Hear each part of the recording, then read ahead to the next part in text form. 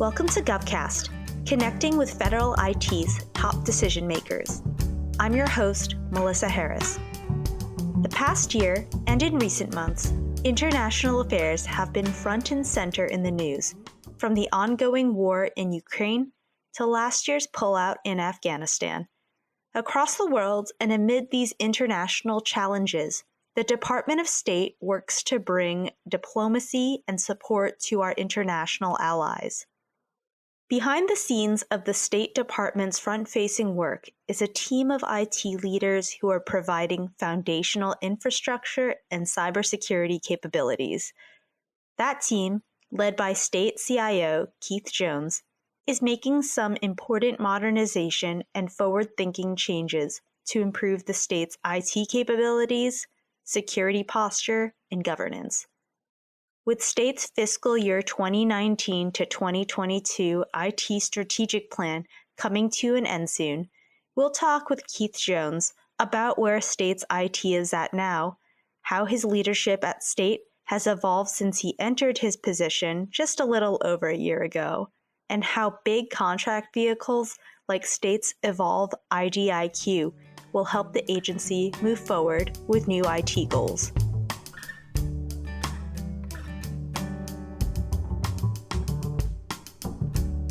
Okay, Keith, thank you so much for joining us on GovCast today. Thank you. Thanks for having me. Really appreciate it. Of course. So, before we jump into how you have been leading the State Department as CIO, I want to talk a little bit about your experience in government. You've had over 35 years working across the federal space. So can you explain how your journey to government service began and played out?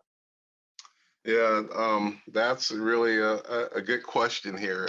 Actually, it's now more than 38 years working across government. And if wow. Without the 2 years in retirement, it would be going on 40 this year. So it's been a while. And actually, my journey started out west, born and raised in Los Angeles, California, right out of central Los Angeles. I started at the former Immigration and Naturalization Service, and I worked there from '82 all the way through DHS being formed.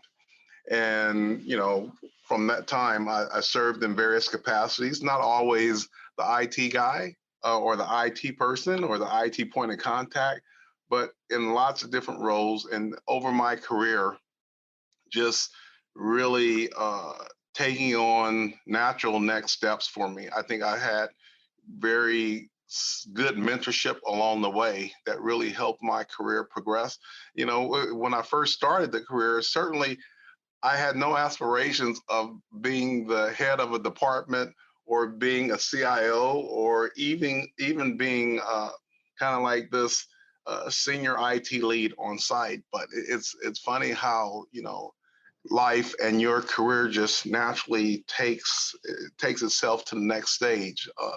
So, especially growing up in LA, in the area that I grew up in, one would never think that I'd be sitting here today. But I am really, I think when I reflect on my accomplishments, being the deputy CIO at ICE, moving into that same role, more or less at USCIS, deputy executive director at DHS headquarters for the IT services office. And then, through retirement, starting my own company and everything, and then being appointed in this position really brings everything full circle for me. So it's just funny, just a lot of good experience along the way, things that I've seen from various vantage points that's really have helped me in this position. So, overall, just somewhat of a rewarding opportunity and career that I can even reflect on when all is said and done. Certainly. And I want to touch upon how you left federal service after a really long career there and went to industry and started your own company, like you said. So what was that experience of switching after such a long career in government like, and how did you come to the decision to re-enter the federal position, especially at the State Department? So really, it was, operating from a different lens when I was out there in the private sector for those 2 years. It gave me a good opportunity to see, what it's like from the outside in. So totally different perspective. But it's not something. This position is not something that one volunteers for or one says I'm applying for this position. I did receive a call from the administration, and I went through, like, I would say 5 interviews before I was appointed to this position. So it wasn't like something that was planned or something that I knew about. I recall sitting there and getting that phone call saying that I was selected to be appointed. It was kind of like a couple days before Christmas, so Yeah. it was certainly something different for me. And, it was kind of like, was I excited? It was like a humbling effect. It wasn't one of Mhm. those things where you jump up and you're like, yeah, yeah. It wasn't that at all. It was more of a point of, okay, I'm stepping back in, and what is this? What does this mean? And what are the things that I would do different as a CIO for the Department of State? And CIO Department of State, just a very an agency, one of the largest government institutions that we have, and just walking through the doors here and everything, and dealing with foreign policy and U.S. interests really, position me in a totally different light, and I'm happy about that. And knowing that the workforce, that we have here they're very committed in the work that they do. Definitely. And now that you've been in your position at the State Department for just over a year, can you give us an idea of what challenges and priorities you were handed upon entering and the leadership approach you've been taking to set your agency up for success? Oh, sure. So, like I mentioned, Department of State promotes U.S. foreign policy and U.S. interests, with, you know, the great support of Americans from all walks of life, right? And really the great support of foreign nationals who believe in our mission.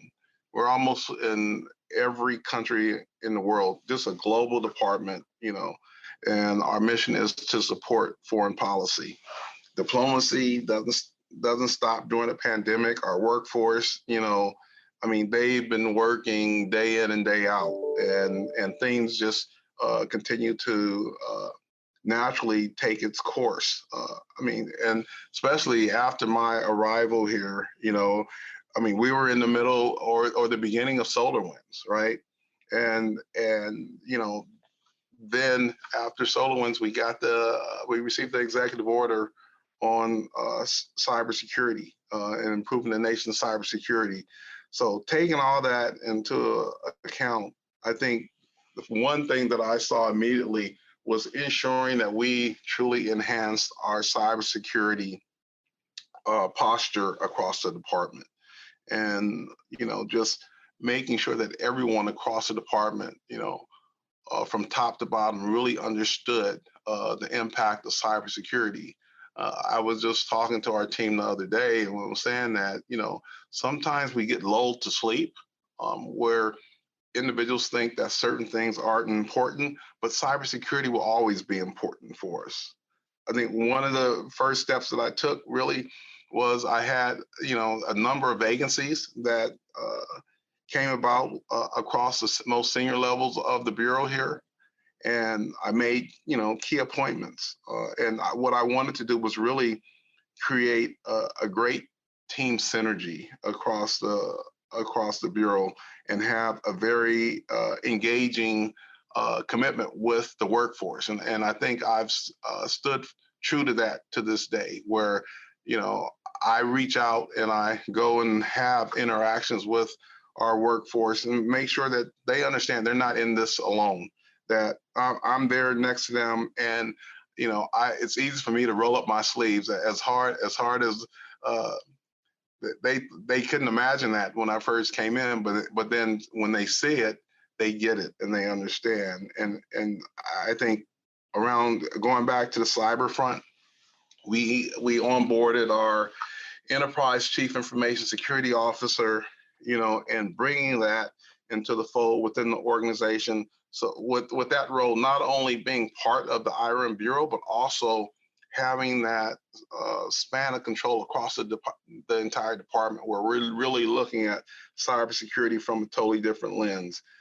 We, taking a look at our existing directorates and knowing that we could realign our resources moving forward on looking at a planned reorganization that had been underway for more than a number of years. And now seeing that almost coming to fruition, where we've just stayed on it and stayed committed to it, where I've continued to engage with our team to make sure that we really get this done. I think another area that I wanted us to succeed in really was around how we deliver customer solutions. Many times we have other bureaus, they need the support of the IRM Bureau. So we're standing up a directorate called Business Solutions Delivery. And that's going to really focus on rapid development of custom solutions for our customer.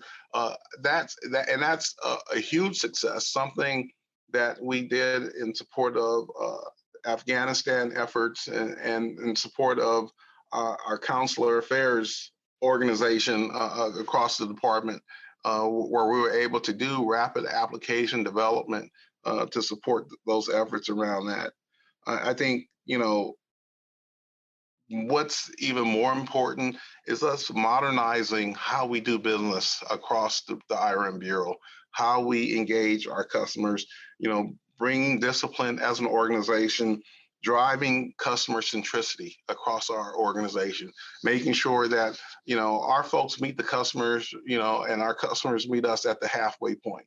We shouldn't really look at each other as customers of each other, but look at them as stakeholders, where we're in partnership together in order to create successful outcomes. Another focus is areas of human-centered design and UX design practices, making sure we take these modern approaches in what we do and we bring them to the forefront versus being an organization where you give us the requirements and we throw it back over the fence, and it's not what's requested or required. So it's things like that I've been focused on.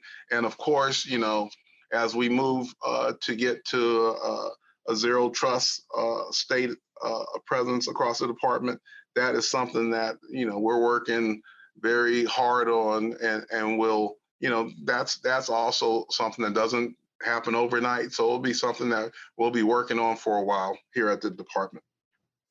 Yeah, that's definitely something that I've heard is a big priority for many agencies. So it's great to hear it from the state perspective.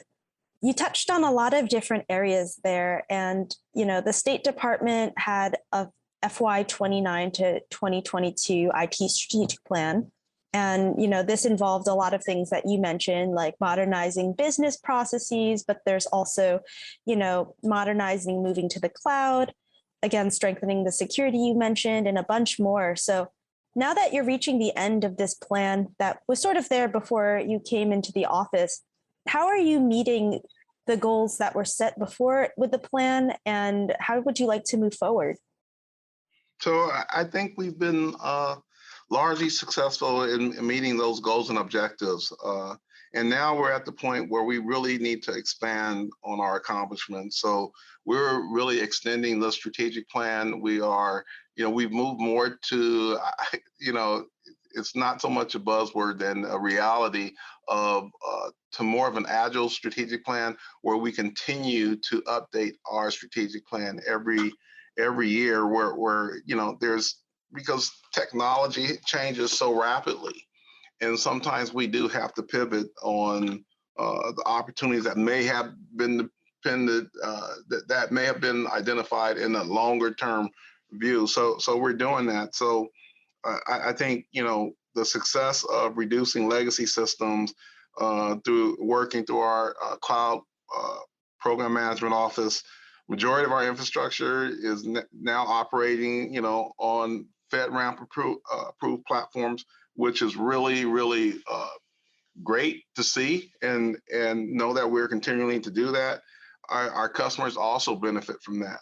So we have, I think, as we look at end of life hardware and software, done an excellent job of really removing that from the environment. And this is globally, right? Not just not just domestically, where most agencies, departments and agencies can say, yeah, we've done it domestically, but we have a global presence. So just having that number out there and knowing that we continuously and we monitor obsolete end of life software and getting that out of there. So one of the things that we have when I first got here was we had a huge backlog on what we call ATOs, authority to operate requests, which was really slowing down our modernization efforts. We pretty much automated that process now. I directed the stand up of a team to really support, support the process there. One of the questions that I asked our DCIO for cyber ops at the time was, show me, where our customers are having the biggest issues. Where is the clog in the pipeline? And it was, when you look at the risk management framework, he would say it's steps 2, 3, and 4. This is where they have to answer certain questions. They really aren't familiar with it, so they get stuck. Well, what are we doing about it as a bureau in order to support them? So what we did was stand up a team of individuals that were disbanded. Well, I shouldn't say disbanded. That was dispersed, and they worked directly with these system owners in order to get their ATOs moved through the process. This is not the team doing the ATO for them, but really helping them interpret the questions such that things could be answered in the correct way. With that said, we went from having a backlog of 350 ATOs to now just under 60 ATOs that are requiring review and approval. So I think we made tremendous progress in that regard. But there's a lot of opportunities. I think things that we've done around robotics, process automation, predictive analytics, AI, that's really helped, with reducing our employee onboarding time, making invoice processing more efficient, and really helping out with expedited security clearance verifications where we can process individuals in a more timely fashion. And a lot of this is working with various bureaus. In this case, it's working with diplomatic security and global talent management to help expedite processes such that we're not losing candidates unnecessarily. So this is just a small sample of some of the things we've been doing. But certainly there are things that I would like to make sure we continue to modernize on, especially as we continue to move things to the cloud, things we do around engineering and telecommunications, how we support our end users. We've driven down our response times at our service desk that, we had one point where individuals were waiting for hours just to talk to our service desk. And this was at some stages during the pandemic, where we've now reduced that to under 36 seconds response time, which is, and this is just a sample of things, of some of the successes we've had. So as I wrap this up, I think driving customer centricity, improving our governance across the department, focusing on our workforce and organization, being innovative, and ensuring that we are strengthened on cybersecurity is just critically important for us. Yeah, and I love the examples you brought up about automating the ATO process and also, that service desk example. These are fantastic ways to see how these greater strategic plans are making a difference for the end user. So I want to talk a little bit now about collaboration with industry, which of course is a very important part of lots of government IT. The state released its Evolve IDIQ draft solicitation last fall, which is really big for lots of folks out there. And it'll be a great opportunity to invest in future IT capabilities and services to meet some of these needs that you were just talking about. So how are you hoping to take advantage of evolve to help the state grow more, or just generally collaboration with industry?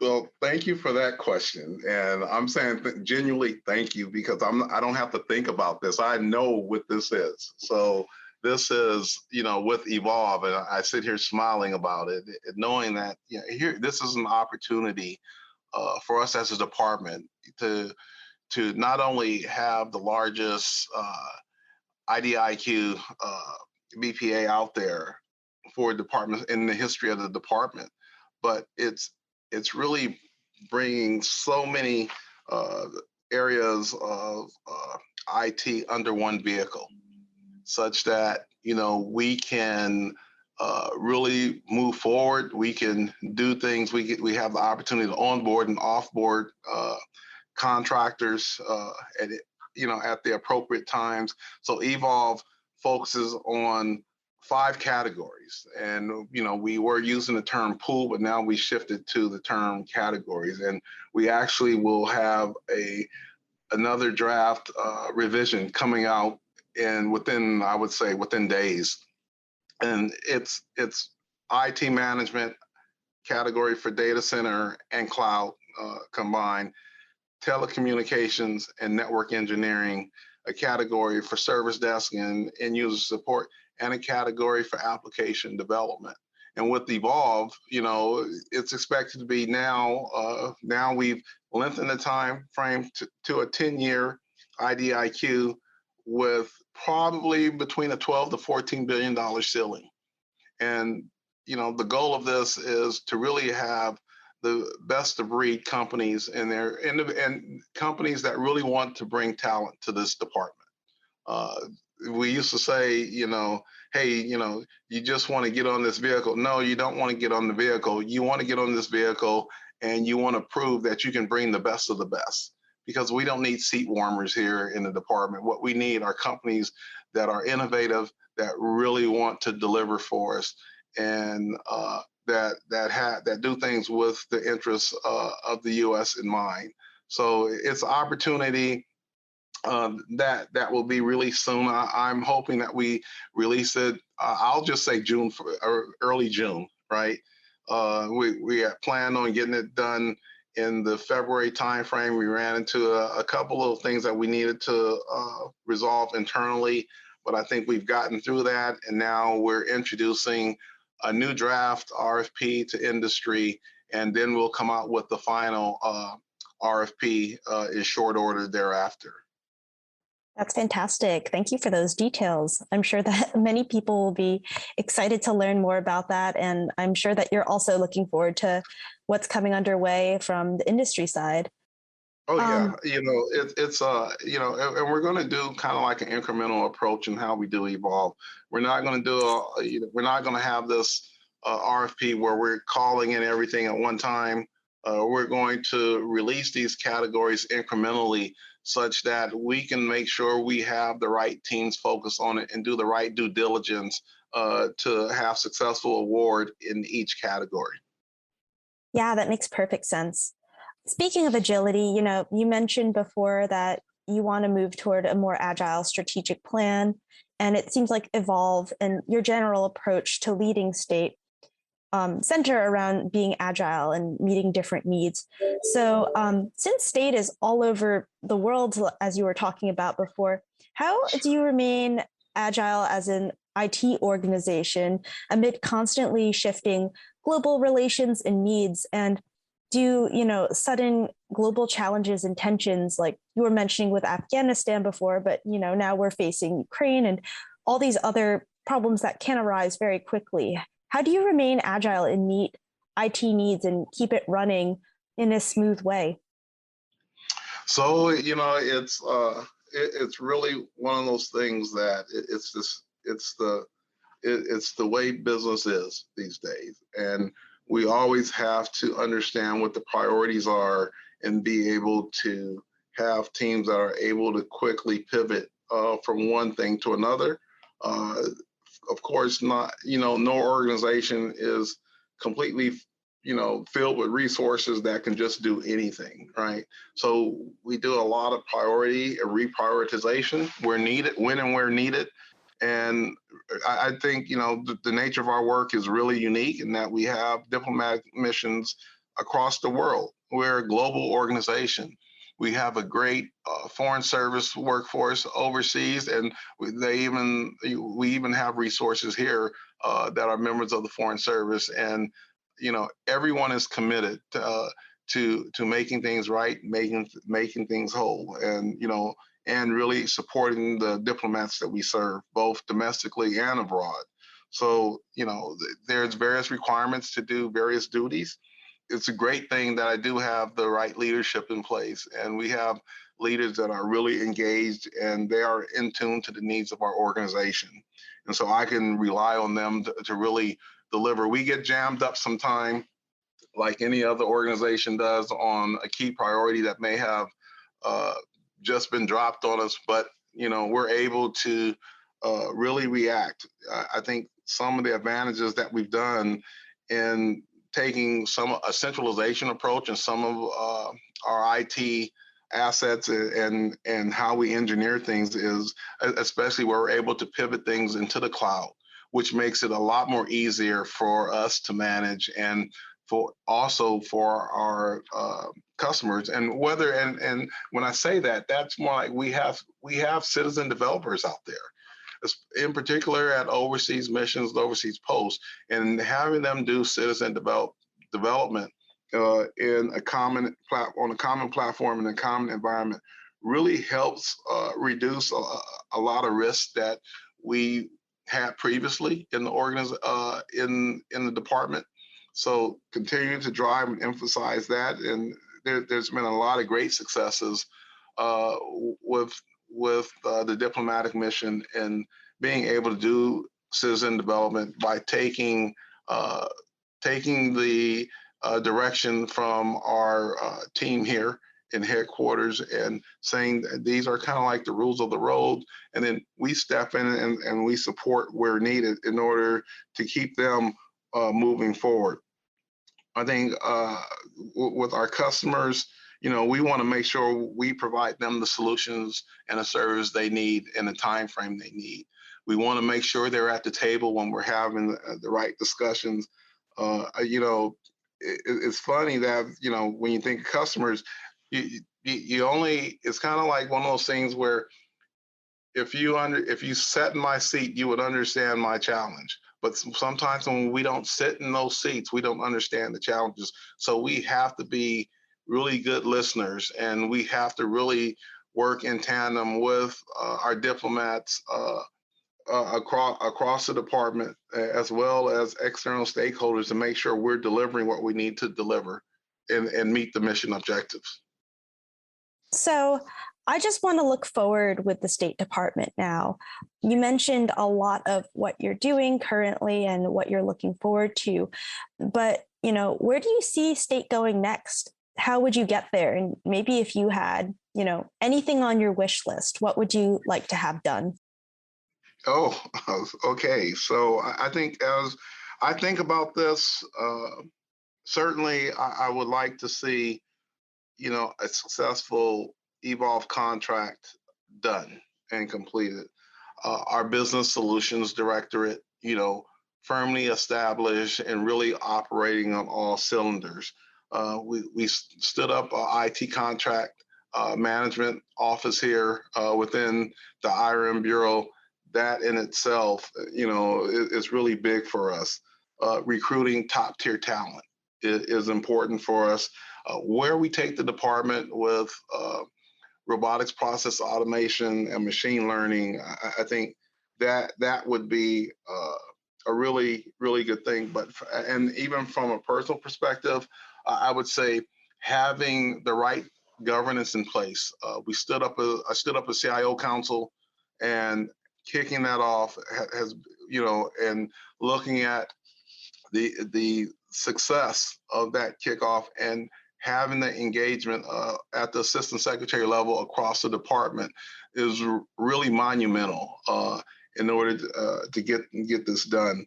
I think efforts around our cybersecurity sprints that we've done, and continuing those efforts and really positioning this department to be really successful, especially, with this department being one of the most targeted departments or the most targeted department across the government. I mean, we have to have strong cybersecurity presence here. And I think the list goes on, but certainly making sure that we're taking advantage of key things. We use data as an asset, and we look at various technology and continue to lean forward. Fantastic. Thank you so much, Keith. It's been great learning about state and your time in government. So it's been a pleasure chatting with you, and I can't wait to keep an eye out for what you do next. Thank you so much, and really appreciate the time. And certainly, I think we have I will say a long road, but a short road ahead of us, and a road of opportunity where we really try and get things right, and working not only from a governance standpoint, but from a customer aspect, and really delivering on mission here for the department. I did not talk about one of the key initiatives that we're doing around the Secretary's priorities, and that's like Tech for Life, and making sure we deliver on Tech for Life on behalf of the Secretary's priorities. This comes under the modernization pillar, where we're able to provide devices, whether it be a laptop or a mobile device, and a diplomat or a domestic employee has that device, and they keep it with them for their life cycle, and we am conquering the typical issues that you have from a legacy standpoint when it comes to asset management, when it comes to equipment reporting, when it comes to refreshing equipment. That's, working all that out is going to be key. But I think delivering on Tech for Life and being able to position individuals to really operate from the time they onboard, to the time they depart the department, and refresh in between, and positioning them to really be successful in their work. So they're no longer dependent on when and where they have to meet someone from the IT organization. That equipment is automatically showing up based on the process that's been established. But thanks again, really appreciate it. And I look forward to talking to you down the line. Of course. I'm going to remember Tech for Life. That's a great phrase. There you go.